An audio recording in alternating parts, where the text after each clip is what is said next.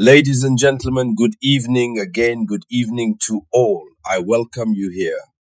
On the platform of Awakening Consciences, it is the front page of international news. President Volodymyr Zelensky is crying. He is crying. And then he gives very alarming figures compared to what Russia has had to do in Ukraine since the beginning of September.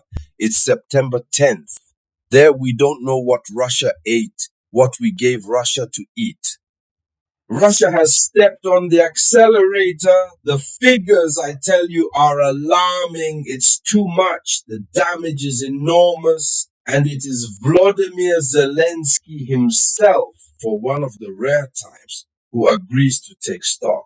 If before he was hiding, he would say, no, well, they chose, but he didn't do anything. Machine. Today he made a confession. And behind this admission, he wants to get more support from the decadent West, which unfortunately has nothing left. So, ladies and gentlemen, in the context of this video conference, it is of course this news that we are going to talk about. There we go. We continue it. I ask you to share the video conference as much as possible. Sharing this gives me the courage to keep giving you the right information. That's it. And dissecting it, that's what it's all about. Let's go into the depths. Do not forget to put the likes and especially put your different opinions in comments. So the numbers are alarming since the beginning of September. More than 1,300 drones strike Maranath. More than 1,300 drones just since the beginning of September. And nearly 900 guided bombs. That is more than 1,300 drones, nearly 900 guided bombs. It's all about Ukraine, and it's not limited. There are about 50 missiles that have been deployed there. So it is all the dangerous elements that Russia has had to deploy since the beginning of September. So that is to say from September 1st to 6th.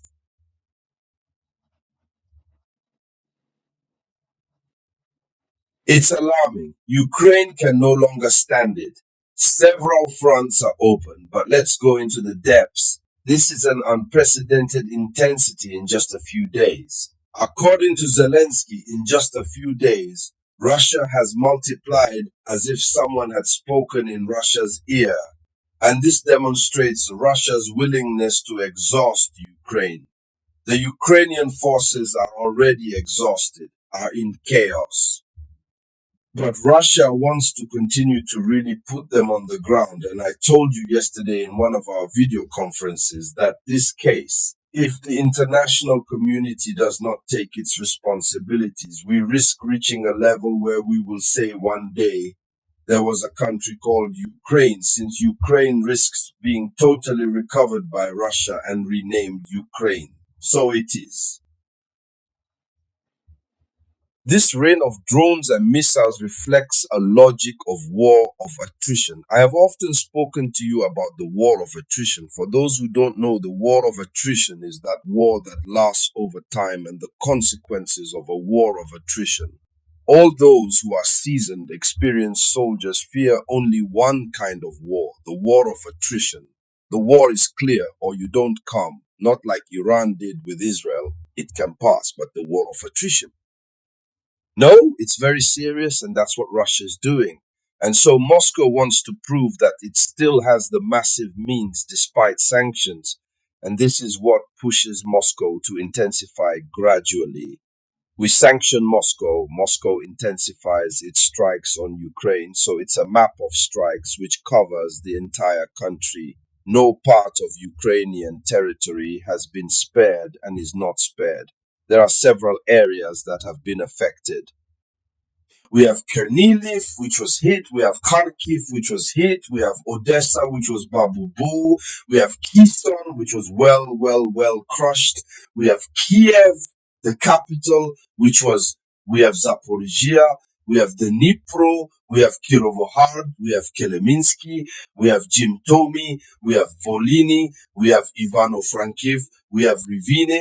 And we have Ilyalive.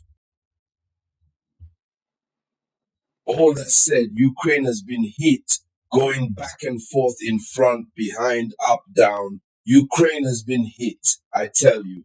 And so there were explosions that were heard almost everywhere. The whole of Ukraine is under constant threat. These are the statements of Volodymyr Zelensky. Ukraine as a whole is under constant threat. So war spreads like a canvas that covers every region, every home. The war has spread these tentacles everywhere. Ukraine is outdated. Zelensky is overwhelmed. So it's a psychological as well as a military message to make it feel that nowhere is safe. Diplomacy must also be mentioned. In the last 6 days, since the beginning of September, it has been trampled. It has been trampled. While Zelensky is waiting for a strong response from the West has already given strong, very strong responses. But eventually nothing worked. Even the coalition of volunteers who wanted to transport themselves to the field, and they were warned. And to implement the warning, Russia sent more than 70 foreign instructors present in Ukraine. Russia sent them to eternal rest. Definitely, therefore, the coalition of the volunteers, even she is afraid. Already, because she is alerted, she is warned. So share the video. Sorry, so the image must be said here. The Ukrainian president accuses Moscow of turning diplomacy into a masquerade. Dialogue and negotiations are paralyzed by the intensity of the strikes, according to him. But we know who has paralyzed the dialogue and negotiations. So here we have the image of a Russia that relies on destruction to impose its balance of power. And this is what reflects the feeling that Zelensky has. So we see here a total confrontation, a war on the ground. The war in the chancelleries, nothing is going well anymore.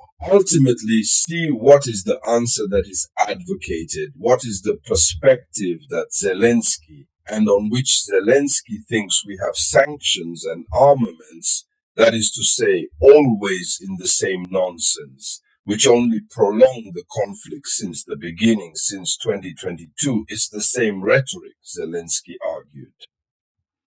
After crying, after having to lament, he pleaded for increased sanctions, especially on Russian oil and gas trade.